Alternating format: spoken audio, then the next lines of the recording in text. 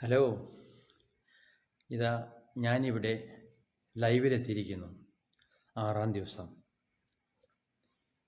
ഞാനിതിന് എന്തു പേര് കൊടുക്കണം? സംഭാഷണമെന്നോ, സത്സംഗമെന്നോ, അനുഭവമെന്നോ, അല്ലെങ്കിൽ ഞാൻ നടത്തുന്ന ഈ ലൈവിന് ഒരു പേര് കൊടുക്കണ്ടേ എന്ന് ഞാൻ ഇന്ന് ചിന്തിച്ചു. പക്ഷേ ഇതുവരെ എന്തു പേര് കൊടുക്കണം എന്ന് നിശ്ചയിക്കാൻ കഴിഞ്ഞിട്ടില്ല.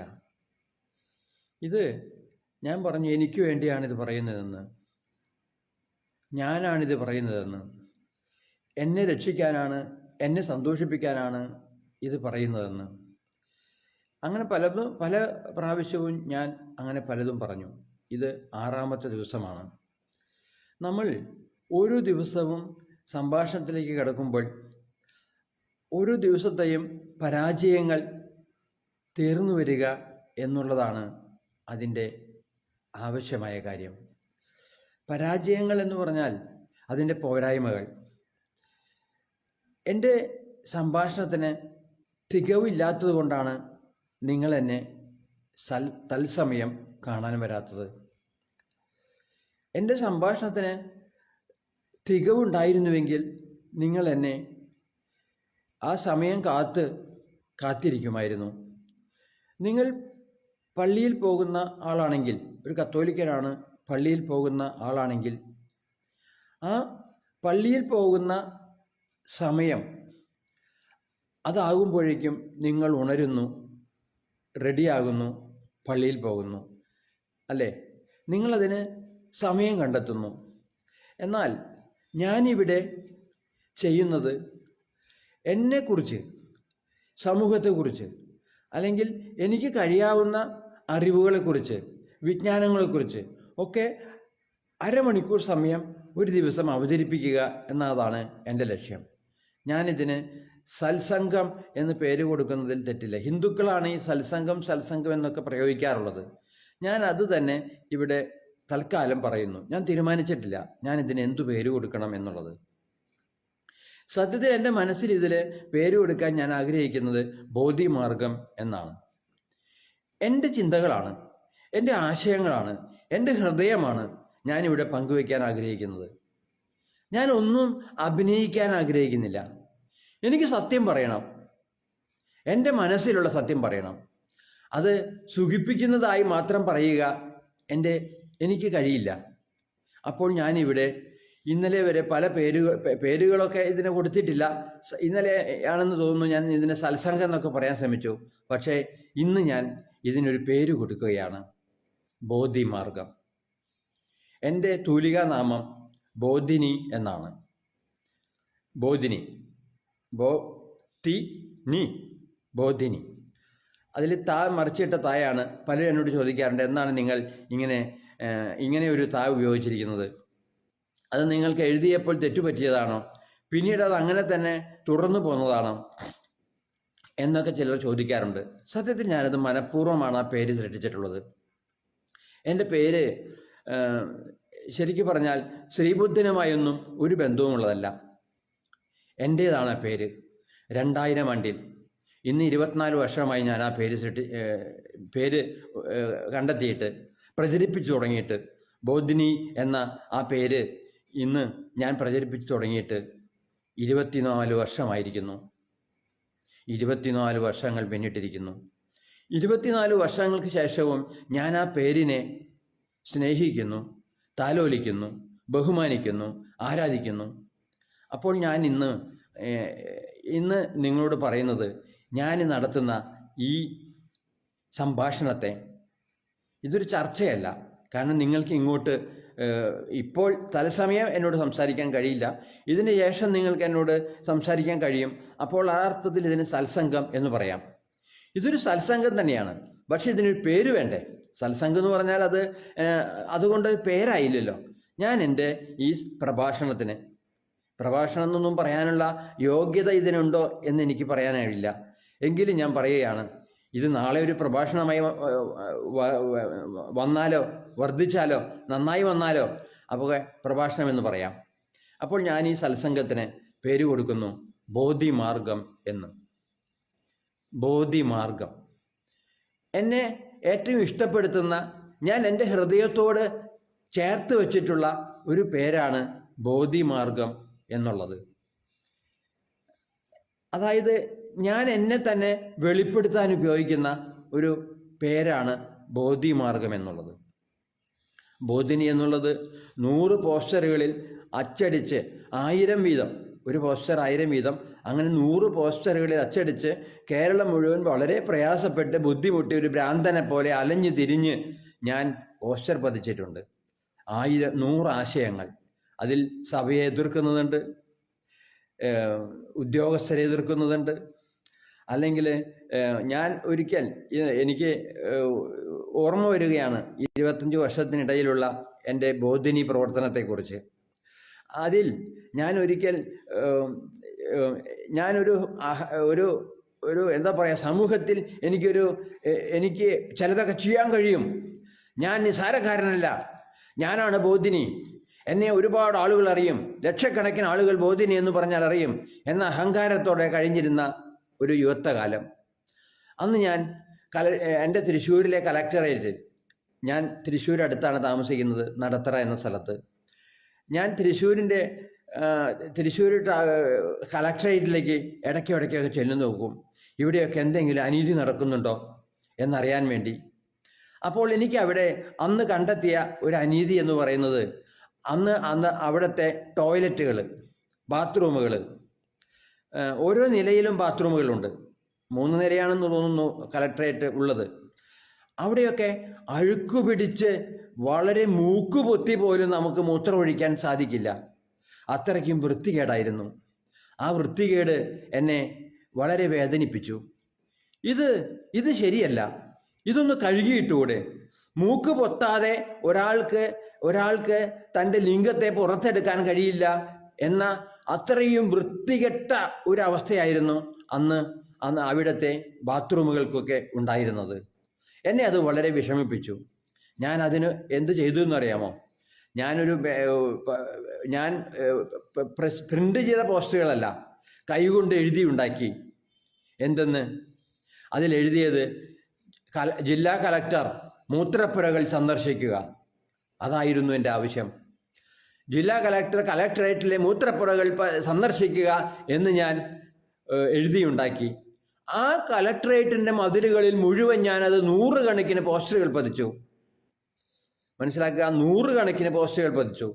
ഞാൻ ആഗ്രഹിച്ചു, ഞാൻ വിചാരിച്ചു, എൻ്റെ ഈ പോസ്റ്ററുകളുടെ ശേഷി കൊണ്ട്, ശക്തി കൊണ്ട്, എൻ്റെ ഈ പ്രചരണം കൊണ്ട്, എൻ്റെ ഈ വികാരം കൊണ്ട് ഈ കലക്ടറേറ്റിലെ ബാത്റൂമുകളൊക്കെ കലക്ടർ വൃത്തിയാക്കാൻ ഓർഡർ കൊടുക്കുമെന്ന് ഞാൻ തെറ്റിദ്ധരിച്ചു. അന്ന് എനിക്ക് അത്രയേ ബുദ്ധി ഉണ്ടായിരുന്നുള്ളൂ. 25 വർഷങ്ങൾക്ക് മുൻപ്. ഇന്നെനിക്ക് 61 വയസ്സായി. അപ്പോൾ ആ 25 വർഷങ്ങൾക്ക് അല്ലെങ്കിൽ 20 വർഷങ്ങൾക്ക് മുൻപുള്ള എൻ്റെ ബുദ്ധി അത്രയേ ഉള്ളൂ. ഞാൻ തെറ്റിദ്ധരിച്ചു, എൻ്റെ ഈ പോസ്റ്ററുകൾക്ക് ശക്തിയുണ്ട്, എൻ്റെ എഴുത്തുകൾക്ക് ശക്തിയുണ്ട്, എൻ്റെ ആശയങ്ങൾക്ക് ശക്തിയുണ്ട്, എന്നെ അറിയുന്ന ലക്ഷക്കണക്കിന് ആളുകളുണ്ട്, എൻ്റെ പേര് കേട്ടാൽ അറിയുന്ന, അതിനെ സുപ്രസിദ്ധിയോട് കാണുന്ന കുറേ മനുഷ്യരുണ്ട് ഇവിടെ. അവർക്കിടയിൽ ഇതിന് വലിയ പ്രാധാന്യമുണ്ട്. കലക്ടർ ഒരു ഓർഡർ കൊടുക്കും, എൻ്റെ ഈ ബാത്റൂമുകൾ, 3 നിലയിലുമുള്ള ഈ ബാത്റൂമുകൾ വൃത്തിയാക്കാൻ, ടോയ്ലറ്റുകൾ വൃത്തിയാക്കാൻ ഓർഡർ കൊടുക്കുമെന്ന് ഞാൻ തെറ്റിദ്ധരിച്ചു. പക്ഷേ സംഭവിച്ചത്, എൻ്റെ ആ പ്രചരണത്തിന് ഒരു വിലയും കിട്ടിയില്ല. ഞാൻ ഈ പോസ്റ്ററൊക്കെ രാത്രിയിൽ ബുദ്ധിമുട്ടി പതിക്കും, പകലും പതിക്കും, ജനങ്ങൾ കാണലെയും പതിക്കും, പരസ്യമായും പതിക്കും, പോലീസ് കാണലെയും ഉദ്യോഗസ്ഥർ കാണലെയും നാട്ടുകാർ കാണലെയും ഞാൻ ബുദ്ധിമുട്ടി കുമ്പിട്ട് കിടന്ന് പശപതിച്ച് ഞാൻ ഈ മതിലിൽ മുഴുവൻ പതിച്ചെടുത്തു. എന്നിട്ട് പിറ്റേ ദിവസം ഞാൻ ചെന്ന് നോക്കും, വല്ല വ്യത്യാസവും വന്നോ? ഈ ബാത്റൂമുകൾക്ക് വല്ല വ്യത്യാസവും വന്നോ? ഈ മൂക്ക് പിടിച്ചുകൊണ്ട് മാത്രം ഇവിടേക്ക് കടക്കാൻ കഴിയുന്ന ഈ അഴുക്കിന് വല്ല വ്യത്യാസവും വന്നോ എന്ന് ഞാൻ ചെന്ന് നോക്കും. അങ്ങനെ ഞാൻ പല പ്രാവശ്യം ചെന്ന് നോക്കിയിട്ടുണ്ട്. പക്ഷേ ഒരു വ്യത്യാസവും അവിടെ സംഭവിച്ചില്ല. ആരും അത് കഴുകിയിട്ടില്ല. പിന്നെ ഞാൻ ചിന്തിച്ചു, എന്തുകൊണ്ടാണ് എൻ്റെ ഈ പോസ്റ്ററിന് ഒരു വില കിട്ടാഞ്ഞത്. അന്ന് എനിക്ക് അതിനുത്തരം അത്ര നന്നായി അറിയുമായിരുന്നില്ല. ഇന്ന് എനിക്ക് അതിൻ്റെ ഉത്തരങ്ങൾ അറിയാം. കാരണം ഇന്ന് ഞാൻ 10-20 വർഷങ്ങൾ കൂടി ഭൂമിയിൽ ജീവിച്ചിരിക്കുന്നു. പലതും മനസ്സിലാക്കിയിരിക്കുന്നു.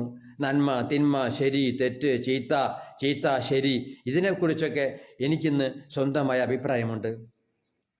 അപ്പോൾ എന്തുകൊണ്ട് എൻ്റെ ആ പ്രയത്നം, പോസ്റ്റർ പതിക്കുന്ന ആ പ്രയത്നം വിജയിച്ചില്ല എന്ന് ഞാൻ ചിന്തിക്കുകയാണ്. ഇന്ന് ഞാൻ അതിന് ബോധ്യത്തോടെ ഒരു ഉത്തരം പറയുകയാണ്. ഒരു ജില്ലാ കളക്ടർ വിചാരിച്ചാൽ പോലും, അയാളുടെ മനസാക്ഷിക്ക് അയാൾ വിചാരിച്ചാൽ പോലും, അയാളുടെ അധികാരത്തിന് ഒരിക്കലും ആ ബാത്റൂമുകൾ ക്ലീൻ ചെയ്യിക്കാൻ കഴിയുകയില്ല. അവർക്ക് യൂണിയനുണ്ട്. അവരെ കൊണ്ടത് ചെയ്യിക്കാനുള്ള ശേഷി, കഴിവ് ആ കലക്ടർക്കില്ല. അതാണ് പരമമായ സത്യം. ഇന്നിപ്പോൾ ആ ബാത്റൂമുകൾ വൃത്തിയുള്ളതാണോ? മൂക്ക് പിടിക്കാതെ ബാത്റൂമുകളിൽ നമുക്ക് മൂത്രമൊഴിക്കാൻ പറ്റുമോ? അല്ലെങ്കിൽ ഒരാൾ വിചാരിച്ചാൽ അയാൾക്ക് അവിടെ ടോയ്ലറ്റിൽ പോകാൻ, കക്കൂസയിൽ പോകാൻ കഴിയുമോ? ഇതൊന്നും ഇന്ന് എനിക്കറിയില്ല. വർഷങ്ങൾ പിന്നിട്ടിരിക്കുന്നു. ഞാനതൊന്നും തിരക്കാറില്ല. ഇന്നത്തെ അവിടുത്തെ കലക്ട്രേറ്റുകളുടെ ബാത്റൂം വൃത്തിയുള്ളതാണോ എന്ന് പോലും എനിക്കറിയില്ല. കാരണം ഞാൻ അവിടേക്ക് പോയിട്ട് വർഷങ്ങളായി. അങ്ങനെ ഞാൻ പല വിധത്തിലുള്ള നാട് നന്നാക്കലുകൾക്കും ശ്രമിച്ചിട്ടുണ്ട്. നമ്മുടെ സഭയെ ശുദ്ധീകരിക്കുന്നതിന് വേണ്ടി, സഭയെ നന്നാക്കുന്നതിന് വേണ്ടി ഞാൻ ഒരുപാട് പോസ്റ്ററുകൾ എഴുതിയിട്ടുണ്ട്. കുർബാന അധര വ്യായാമം എന്നാണ് ഞാൻ അവകാശപ്പെട്ടത്. ദൈവം ത്രിത്വമല്ല എന്നാണ് ഞാൻ അവകാശപ്പെട്ടത്. അങ്ങനെ എത്രയെത്ര പോസ്റ്ററുകൾ. എന്നെ എതിർക്കുന്ന ഒരു പക്ഷമുണ്ടായി. ഇരിഞ്ഞാലക്കുടയിലെ രൂപതയിലെ കുറേ യുവാക്കൾ എന്നെ എതിർത്തു. അവർ എന്നെ എതിർത്തുകൊണ്ട് എൻ്റെ ഇടവകയിലെ കത്തോലിക്ക ചില സംഘടനകളും എന്നെ എതിർക്കുകയുണ്ടായി. എന്നെ എതിർത്തുകൊണ്ട് അവർ പലതും പറഞ്ഞു. അവരൊക്കെ എന്നെ ഭ്രാന്തനാക്കാൻ ശ്രമിച്ചു. ഞാൻ പലപ്പോഴും ഭ്രാന്തനാവുകയും ചെയ്തു. അങ്ങനെ ഞാൻ അതിൽ പരാജയപ്പെടുകയാണ് ചെയ്തത്. എൻ്റെ ശ്രമത്തിൽ ഞാൻ പരാജയപ്പെടുകയാണ് ചെയ്തത്. അന്ന് എനിക്ക് ഒരു പലചരക്ക് കടയാണ് ഉണ്ടായിരുന്നത്. സാമാന്യം നല്ലൊരു പലചരക്ക് കട. നല്ല ബിസിനസ് ഉണ്ടായിരുന്നു. അതിൽ ശമ്പളക്കാരൊക്കെ ഉണ്ടായിരുന്നു. അതുകൊണ്ട് ഞാനും എൻ്റെ ഭാര്യയും എൻ്റെ മകളും സന്തോഷമായി ജീവിച്ചിരുന്ന കാലഘട്ടം. ആ കാലഘട്ടത്തെയാണ് എനിക്ക് ഇങ്ങനെ ഒരു വിഡ്ഢിത്തരം തോന്നിയത്. എനിക്ക് പേരുണ്ടാകണം. ഞാൻ എന്തിനാണ് ജീവിക്കുന്നത്? ഞാനിങ്ങനെ വെറുതെ ജീവിച്ചു മരിച്ചാൽ എന്താണ് പ്രയോജനം? എന്നെ അറിയപ്പെടുന്ന കുറേ ആളുകളുണ്ടാകണം. എനിക്ക് സമൂഹത്തിൽ എന്തെങ്കിലും ചെയ്യാൻ പറ്റുമോ എന്ന് നോക്കണം. സമൂഹത്തെ സേവിക്കണം. സമൂഹത്തെ ഒന്ന് നന്നാക്കി കളയാം. അങ്ങനെയായിരുന്നു 25 വർഷങ്ങൾക്ക് മുൻപിൽ എൻ്റെ മനസ്സിലുണ്ടായിരുന്ന വിചാരം. അതിനുവേണ്ടി ഞാൻ കുറേ പ്രയാസപ്പെട്ടു. നിങ്ങളൊന്ന് ചിന്തിച്ചു നോക്കുക. ലക്ഷക്കണക്കിന് പോസ്റ്ററുകളാണ് ഞാൻ അന്ന് പതിച്ചു തീർത്തത് കുറച്ച് വർഷങ്ങൾക്കുള്ളിൽ. അതിനിടയിൽ ഞാൻ ഒരുപാട് ത്യാഗങ്ങൾ അനുഭവിച്ചു. എന്നെ വധിക്കുമെന്ന് വരെ പലരും പറഞ്ഞിരുന്നു. അത്രമാത്രം ശത്രുക്കൾ എനിക്കുണ്ടായിരുന്നു. ശത്രുക്കൾ എന്ന് പറഞ്ഞാൽ സഭ തന്നെയായിരുന്നു എൻ്റെ ശത്രു. കാരണം ഇത് സഭയ്ക്കൊരു നാണക്കേടായി തോന്നി. സഭയെയാണ് ഞാൻ കുറ്റം പറയുന്നത്. സഭയെ കുറ്റം പറയുന്നത് കൊണ്ട് മാത്രം ഞാൻ അവസാനിപ്പിച്ചില്ല. ഹിന്ദു മതത്തെ ഞാൻ കണക്കറ്റ് സുഖിപ്പിക്കുകയും ചെയ്തു. ഞാൻ പറഞ്ഞു, ഹിന്ദുവായാൽ മനുഷ്യനായി, ശിവം ഏക സത്യം. അങ്ങനെ എത്രയോ പോസ്റ്ററുകൾ, എത്രയോ പേരെ അത് ആകർഷിച്ചു. എൻ്റെ പേര് അന്ന്, എൻ്റെ ബോധിനി എന്ന പേര് അന്ന് യുവാക്കൾക്കിടയിൽ ചർച്ചാ വിഷയമായിരുന്നു. എന്നെ അന്ന് 100 കണക്കിന് പേർ കാണാൻ വന്നു. എൻ്റെ ചെങ്ങാലൂരുള്ള എൻ്റെ കടയിലേക്ക് 100 കണക്കിന് പേർ എന്നെ കാണാൻ വന്നു. സാധാരണക്കാരാണ് കാണാൻ വന്നത്. VIP ആരും കാണാൻ വന്നില്ല. VIP കാണാൻ വരില്ലല്ലോ. അങ്ങനെ ഞാനിങ്ങനെ പൊന്തി വന്നു. പക്ഷേ എൻ്റെ പൊന്തലിനൊന്നും അധികം ആയുസ്സുണ്ടായിരുന്നില്ല. ഞാൻ വളരെ ദുഃഖിതനായ ഒരു തലത്തിലേക്ക് മാറിപ്പോയി. എന്നെ കീഴടക്കി. എൻ്റെ കുടുംബക്കാരും എൻ്റെ സമൂഹവും എന്നെ കീഴടക്കി. അന്ന് കാലത്ത് ഞാൻ ചെയ്ത ചില വിക്രികൾ ഇന്ന് ഓർത്തു പോവുകയാണ്. അന്ന് വലിയ ബാനറുകളിൽ ബാനർ എന്ന് പറഞ്ഞാൽ അറിയാലോ, വലിയ ശീലയിൽ വലിയ അക്ഷരത്തിൽ എഴുതുന്ന കുറേ ആശയങ്ങൾ ഞാൻ പ്രചരിപ്പിച്ചു. അതിലെഴുതിയ ഒരു വാക്യം ഇങ്ങനെയായിരുന്നു: എല്ലാ കോർപ്പറേഷനുകളിലും വേശ്യാലയങ്ങൾ സ്ഥാപിക്കുക. അന്ന് നായനായരാണ് ഭരിച്ചിരുന്നത്. നായനായരാണ്. ഇത് എൻ്റെ സ്നേഹപുരം സെൻറ്ററിൽ ഞാൻ പല പോസ്റ്ററുകളിലൂടെ എൻ്റെ ആശയങ്ങൾ വലിച്ചു കെട്ടി. വലിയ പോസ്റ്ററുകൾ, ബസ്സിൽ പോകുന്നവർക്കൊക്കെ ഇത് കാണാമായിരുന്നു. അതിലെഴുതിയ ഒരു ബാനർ ഇങ്ങനെയായിരുന്നു: കോർപ്പറേഷനുകളിൽ വേശ്യാലയങ്ങൾ സ്ഥാപിക്കുക. അങ്ങനെയൊക്കെ ഞാൻ എഴുതിയിട്ടുണ്ട്. ഒന്ന് ചിന്തിക്കുക, ഇന്ന് ഞാൻ ആ എഴുതിയ മണ്ടത്തരത്തെ ഓർക്കുന്നു. മണ്ടത്തരമൊന്നുമല്ല, ഇന്നും ഞാൻ ആ ആശയക്കാരനാണ്. ഇവിടെ ബലാത്സംഗം ഒഴിവാക്കുന്നതിന്, മനുഷ്യൻ്റെ കാമഭ്രാന്ത് തീർക്കുന്നതിന് ഒരു വേശ്യാലയങ്ങൾ വേണമെന്ന് പറയുന്ന ആളാണ് ഞാൻ. അന്ന് കാലത്തൊക്കെ എനിക്ക് സെക്സ് വലിയ ഇഷ്ടമായിരുന്നു. വലിയ ഇഷ്ടമെന്ന് പറഞ്ഞാൽ വലിയ ഇഷ്ടം. ഞാൻ തുറന്നു പറയുകയാണെങ്കിൽ, മോഹൻലാലിനെ പോലെ തുറന്നു പറയുകയാണെങ്കിൽ എനിക്ക് പറയേണ്ടി വരുന്ന ഒരു സത്യമുണ്ട്. ഞാൻ 500-ലധികം വേശ്യാസ്ത്രീകളുമായി ലൈംഗിക വേഴ്ചയിൽ ഏർപ്പെട്ടിട്ടുള്ള ആളാണ്. അത് സത്യമാണ്. 500-ലധികം സ്ത്രീകളുമായി ഞാൻ വേശ്യാവൃത്തിയിൽ ഏർപ്പെട്ടിട്ടുണ്ട്. അന്ന് കാലത്ത് എനിക്ക് ആ കാലഘട്ടത്തിൽ ഞാൻ കരുതിയിരുന്നത്, ഒരു മനുഷ്യൻ്റെ സന്തോഷം എന്ന് പറഞ്ഞാൽ അത് എന്താണ് എന്ന് ഞാൻ ചിന്തിക്കാറുണ്ട്. നല്ല ലൈംഗികതയാണ്, നല്ല സെക്സാണ് ഒരു മനുഷ്യൻ്റെ സന്തോഷം.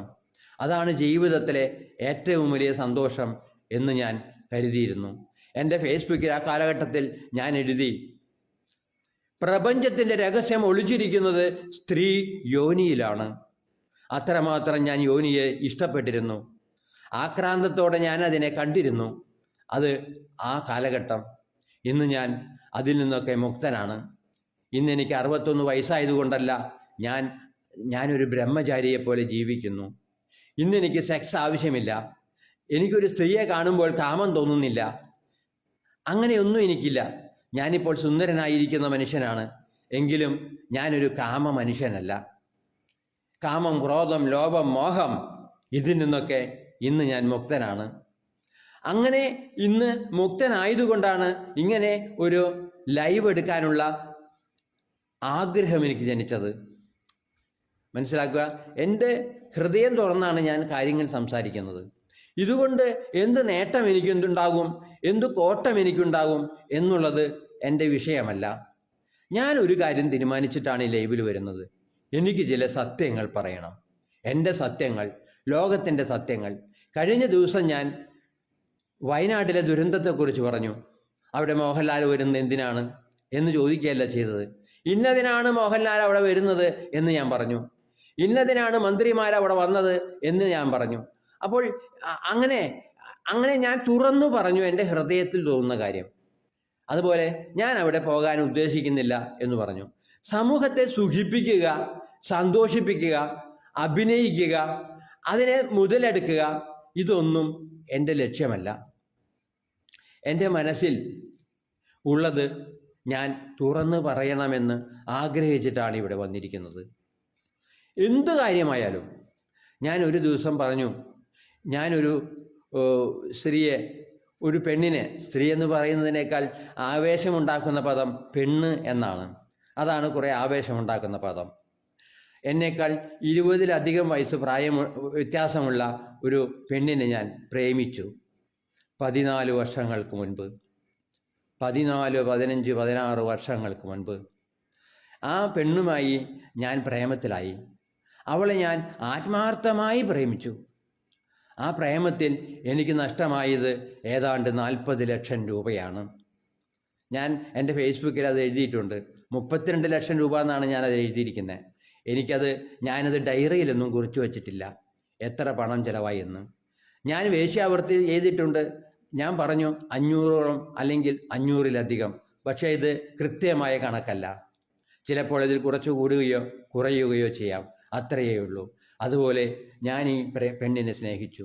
സ്നേഹമെന്ന് പറയുന്നത് ഒരു വലിയ അപകടമാണ്. എൻ്റെ അനുഭവം അങ്ങനെയാണ്. ഏത് സ്നേഹവും അപകടമാണ്. സത്യം പറഞ്ഞാൽ സ്വന്തം പുത്രനെയോ പുത്രിയെയോ സ്നേഹിക്കുന്നത് പോലും അപകടമാണ്. എൻ്റെ അഭിപ്രായത്തിൽ, എൻ്റെ അഹംബോധത്തിൽ ഞാൻ പറയുന്നത് നമ്മൾ നമ്മളെ തന്നെയാണ് സ്നേഹിക്കേണ്ടത്. ഞാൻ എന്നെയാണ് സ്നേഹിക്കേണ്ടത്. ഞാൻ എന്നെ സ്നേഹിക്കുന്ന അത്ര ഞാൻ ഈ ലോകത്ത് ആരെയും സ്നേഹിക്കരുത്. പുത്രനെയോ പുത്രിയെയോ സുഹൃത്തിനെയോ അയൽവാസിയെയോ രാജ്യത്തെയോ മതത്തെയോ ഒന്നും സ്നേഹിക്കരുത്. തന്നേക്കാൾ കൂടുതൽ മതത്തെ സ്നേഹിക്കുന്നത് കൊണ്ടാണ് ഇന്ന് മഹായുദ്ധങ്ങൾ ഉണ്ടാകുന്നത്. മനസ്സിലാക്കുക. ഞാൻ ദൈവത്തെ സ്നേഹിക്കുന്നില്ല, കാരണം എനിക്ക് ഉറപ്പുണ്ട് ദൈവമില്ല എന്ന്.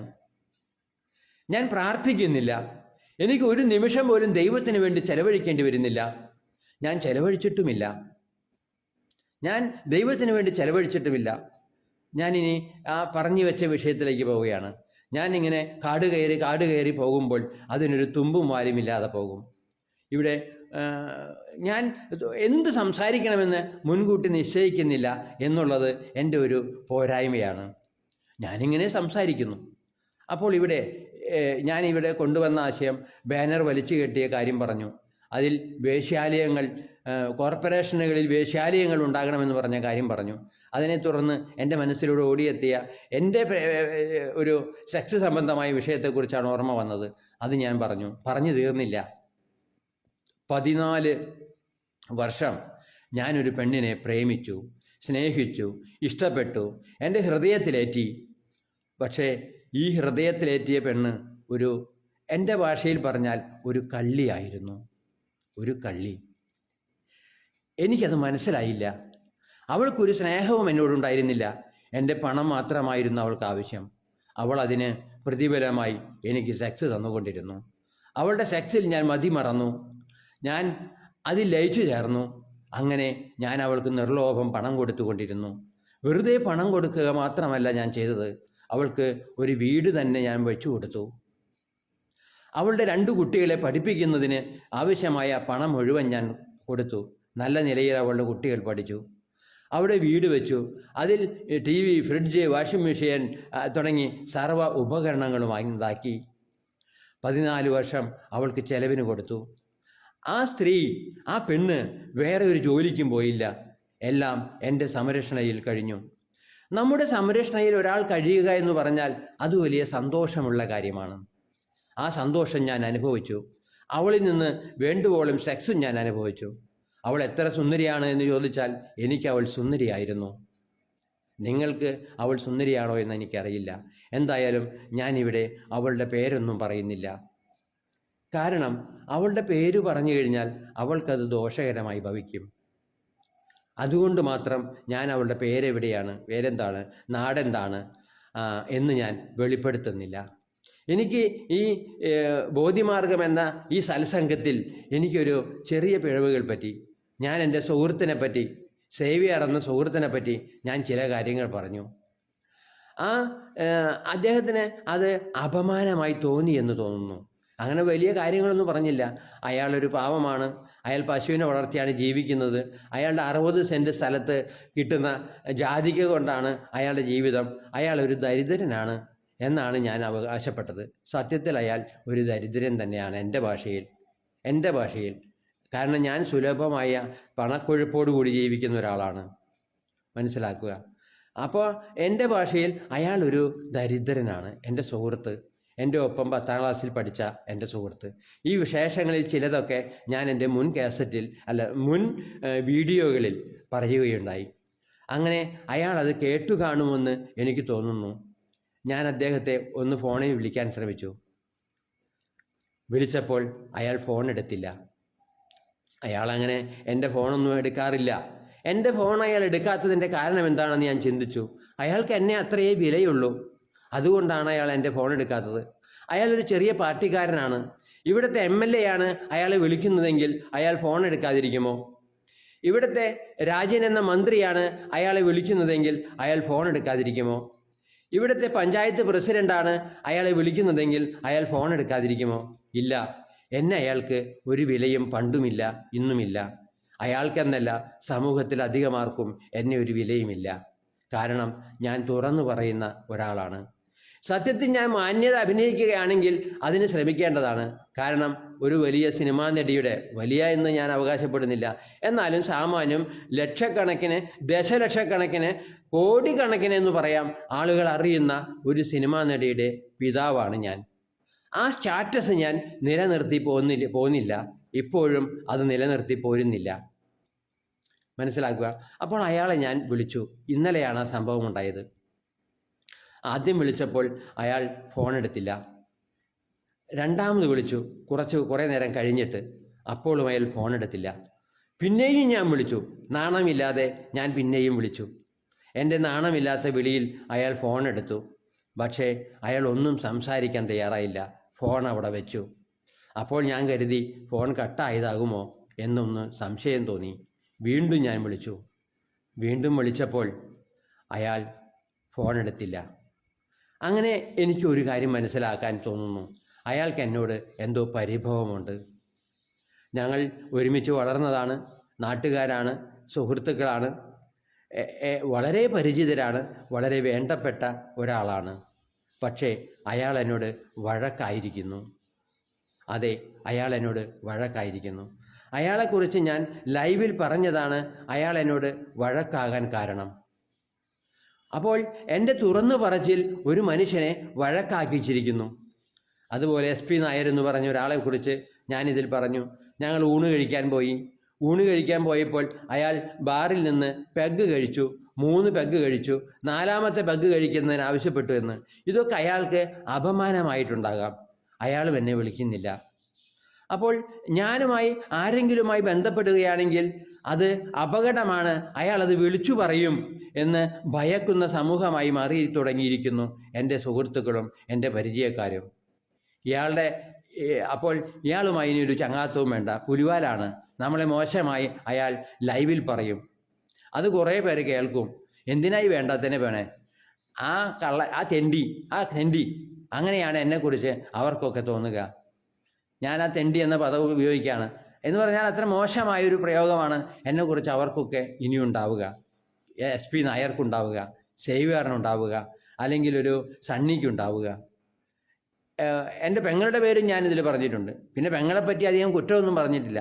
പെങ്ങളുടെ വീട് 3500 സ്ക്വയർ ഫീറ്റ് ഉള്ളതാണ് എന്ന അർത്ഥത്തിലൊക്കെ ഞാൻ പറഞ്ഞിട്ടുള്ളൂ. ഞാൻ സന്തോഷിപ്പിച്ച് പറഞ്ഞ 2 പേരുണ്ട്. എനിക്ക് ഇഷ്ടത്തോടെ ഞാൻ പറഞ്ഞ 2 പേരുണ്ട്. ഒരു MA ജോയി ചെങ്ങാലൂർ. ഞാൻ അയാളെ ഫോൺ വിളിച്ചു. അയാൾ എന്നോട് നല്ല രീതിയിലാണ് പെരുമാറിയത്. എനിക്ക് വലിയ സന്തോഷമാവുകയും ചെയ്തു. അതിനെ തുടർന്ന് ഞാൻ 10 മിനിറ്റ് അദ്ദേഹത്തെക്കുറിച്ചുള്ള ഒരു വീഡിയോ ഇതിലിടുകയും ചെയ്തു. അതിന് 10-200 വ്യൂസ് കിട്ടുകയും ചെയ്തു. അപ്പോൾ അയാൾ നല്ല മനുഷ്യനാണ്, അതുകൊണ്ട് ഞാൻ നല്ല മനുഷ്യനാണെന്ന് പറഞ്ഞു. സേവ്യർ പൊട്ട മനുഷ്യനാണെന്ന് ഞാൻ പറഞ്ഞില്ല. പക്ഷെ അവനൊരു ദരിദ്രനാണ് എന്ന് ഞാൻ പറഞ്ഞു. വേണ്ടത്ര ബുദ്ധിയില്ലാത്തവനാണ് എന്ന് ഞാൻ പറഞ്ഞു. അപ്പോൾ അവൻ എന്നോട് വഴക്കായി. SP നായർ എനിക്ക് അത്ര നല്ല മനുഷ്യനായി തോന്നിയില്ല, അത് ഞാൻ പറഞ്ഞു. അയാൾ എൻ്റെ ശത്രുവായി, സേവ്യർ എൻ്റെ ശത്രുവായി.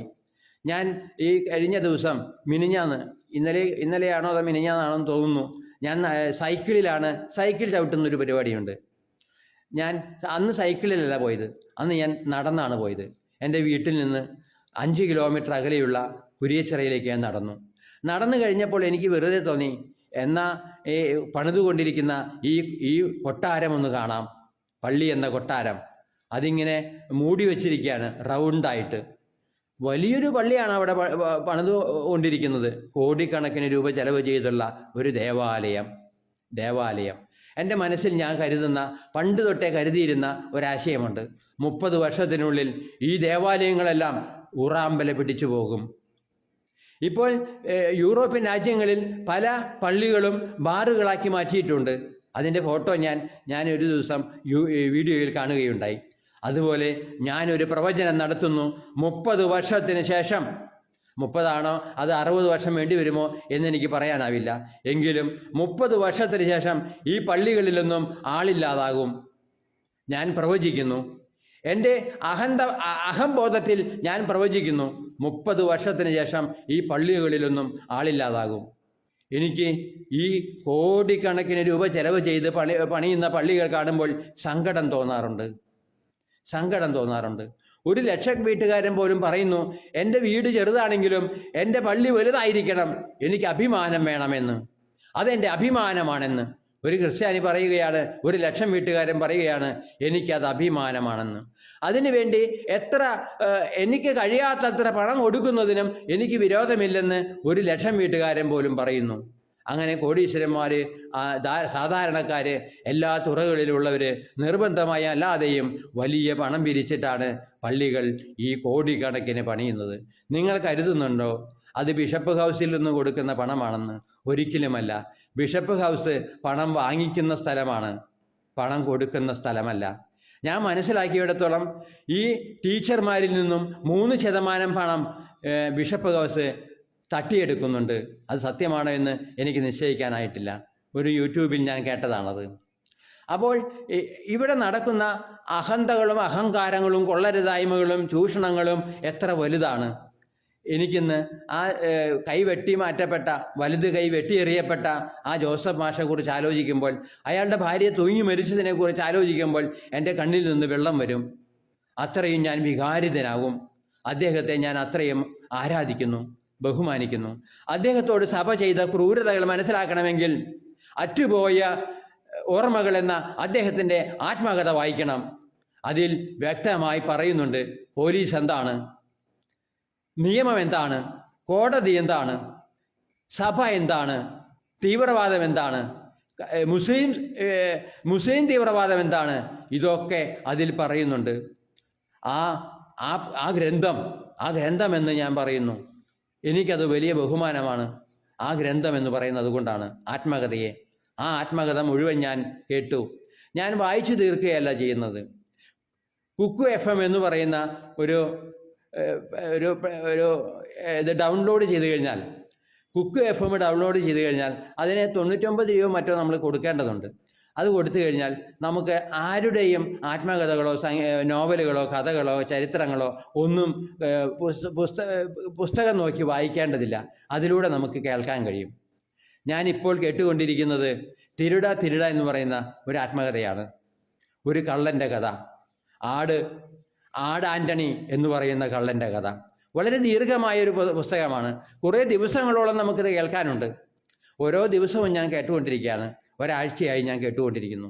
അത് വളരെ ഹൃദയസ്പർശിയായിട്ടാണ് എനിക്ക് തോന്നിയത്. അതുപോലെ ഈ കേരളത്തിലെ ഒരു വേശ്യാസ്ത്രീയുടെ കഥ, നളിനി ജമീനി എന്ന് പറയുന്ന വേശ്യാസ്ത്രീയുടെ കഥ, എൻ്റെ ആണുങ്ങൾ എന്നൊക്കെ പറഞ്ഞിട്ട് അവരുടെ കഥ, അതൊക്കെ ഞാൻ കേൾക്കും. അതൊക്കെ വളരെ ഹൃദയസ്പർശിയാണ്. അതിൽ നിന്ന് നമുക്ക് ഒരുപാട് അനുഭവങ്ങൾ കിട്ടും. വേശ്യകൾക്ക് ഇവിടെ എന്ത് വിലയുണ്ടെന്ന് അതിലൂടെ മനസ്സിലാകും. ഒരു കള്ളൻ ഇവിടെ എന്ത് വിലയുണ്ടെന്ന് നമുക്ക് തിരുട എന്ന് പറയുന്ന ആൻ്റണിയുടെ കഥ വായിച്ചാൽ മനസ്സിലാകും. ഇതൊക്കെ സത്യങ്ങളാണ്.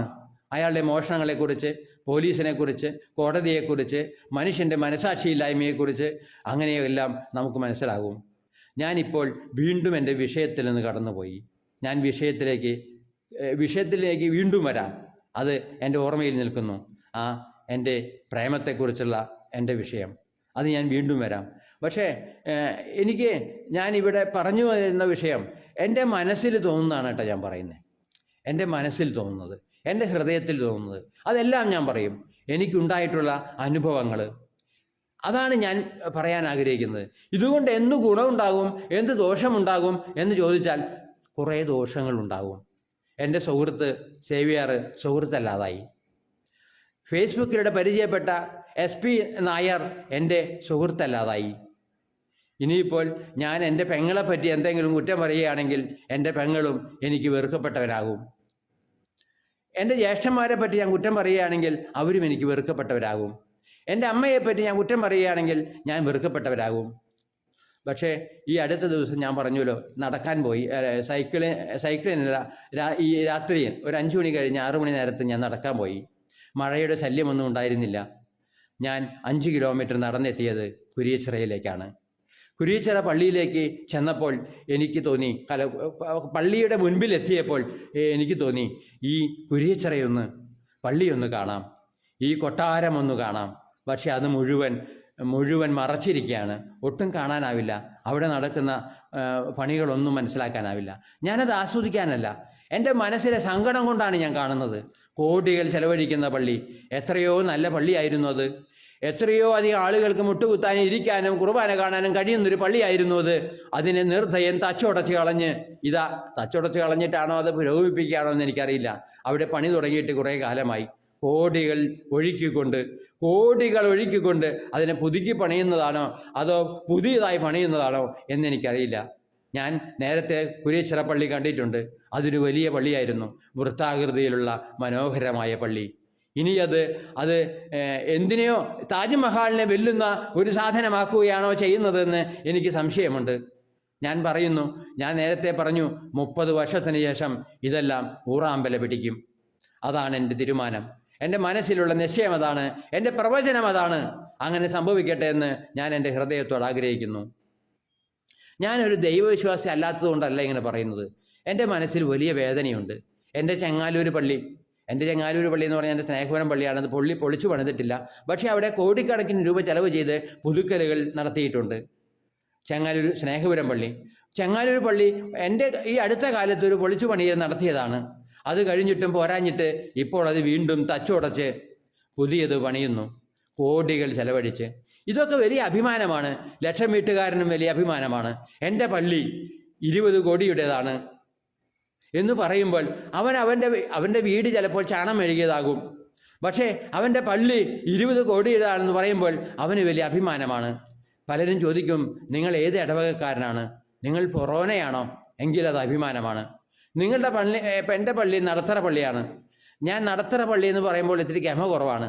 അതേസമയം ഞാൻ പറയാണ്, നിങ്ങളുടെ ഇടവക ഏതാ? കുട്ടനല്ലൂര്.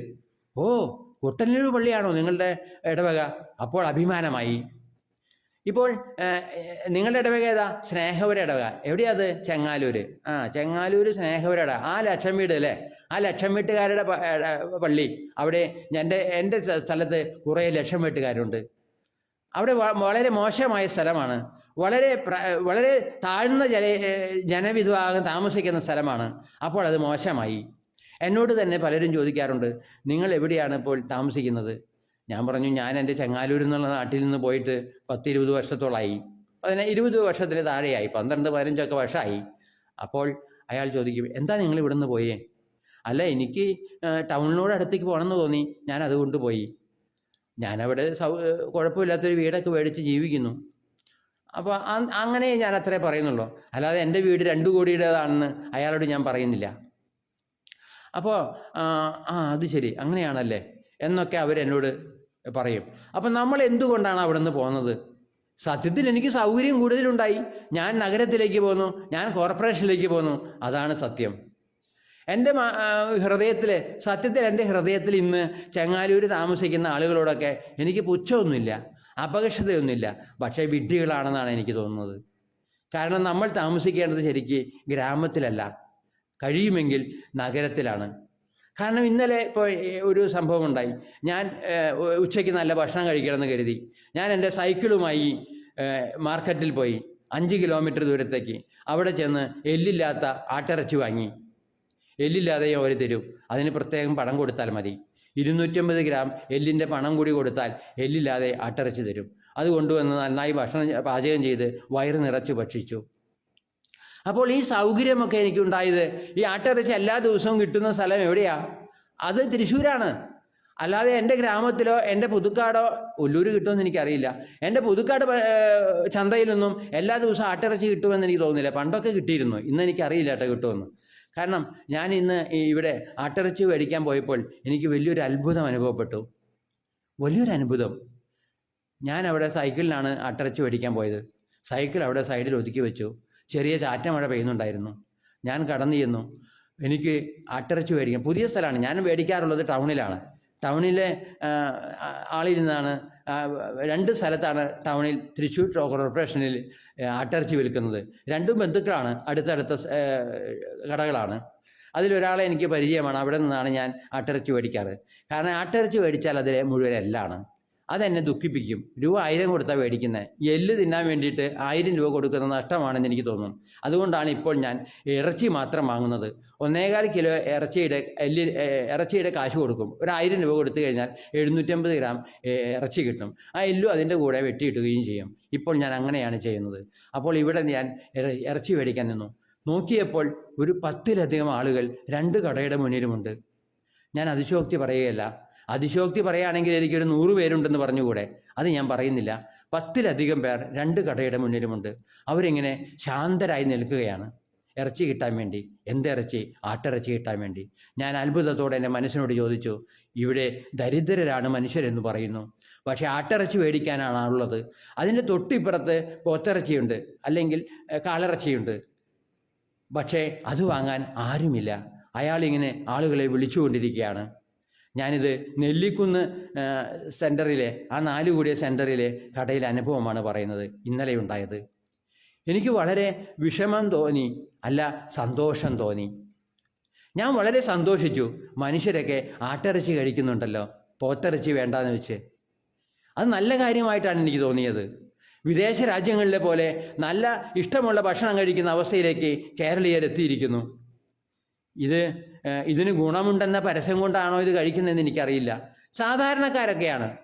സ്കൂട്ടറിന് വരുന്ന പെണ്ണുങ്ങൾ, സ്കൂട്ടറിന് വരുന്ന ആണുങ്ങൾ, നടന്നു വരുന്നവർ. അങ്ങനെ ഞാൻ മുഖത്തേക്ക് നോക്കി. ഇവർ കോടീശ്വരന്മാരല്ല എന്നെനിക്ക് മുഖം കൊണ്ട് മനസ്സിലായി. അവരാണ് ആട്ടിറച്ചി മേടിക്കാൻ വരുന്നത്. 750-800 രൂപയാണ് 1 കിലോ ആട്ടിറച്ചിയുടെ വില. അത് വാങ്ങിച്ച് സന്തോഷത്തോടെ തിരിച്ചു പോകുന്നു. അപ്പോൾ മനുഷ്യരൊക്കെ ഒരു നേരത്തെ ഭക്ഷണത്തിന് വേണ്ടി 1000 രൂപ ചെലവ് ചെയ്യാൻ മടിക്കുന്നില്ല.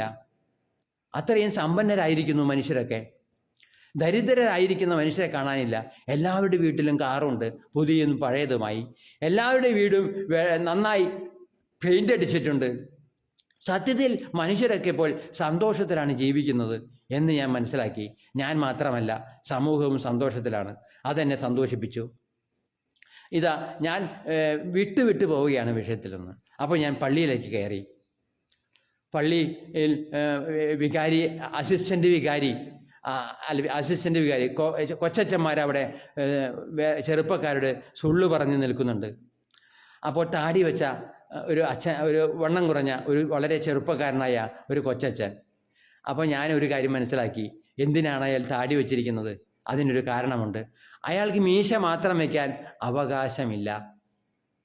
ഒരു പള്ളി ഭരിക്കുന്ന അച്ഛന് കത്തോലിക്ക സഭയിൽ മീശ മാത്രം വയ്ക്കാൻ അവകാശമില്ല. അയാൾ താടി കൂടി വച്ചിരിക്കുന്നു. അത് നല്ല കാര്യമാണ്. അയാൾക്കത് നല്ലതാണെന്ന് തോന്നുന്നതുകൊണ്ട് അയാൾ താടി വച്ചിരിക്കുന്നു. പക്ഷേ നിങ്ങളറിയാത്ത ഒരു രഹസ്യം ഞാൻ പറയുകയാണ്. നിങ്ങൾക്കറിയുമായിരിക്കാം, അയാൾക്ക് മീശ മാത്രം വയ്ക്കാൻ അവകാശമില്ല. ഞാൻ എൻ്റെ ചെറുപ്പകാലത്ത് 18 വയസ്സിൽ സെമിനാരിയിൽ പോയപ്പോൾ, റാഞ്ചിയിൽ ഫ്രാൻസിസ്കൻ സഭയുടെ സെമിനാരിയിൽ പോയപ്പോൾ അവിടെയും മീശ വടിക്കണമെന്ന് പറഞ്ഞു.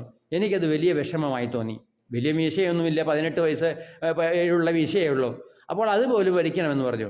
അതുപോലെ ഒരു നിയമം, ഒരു ചിട്ട, ഒരു കൃത്യത, ഒരു കണിശം സഭയിലെ പുരോഹിതന്മാർക്കുണ്ട്.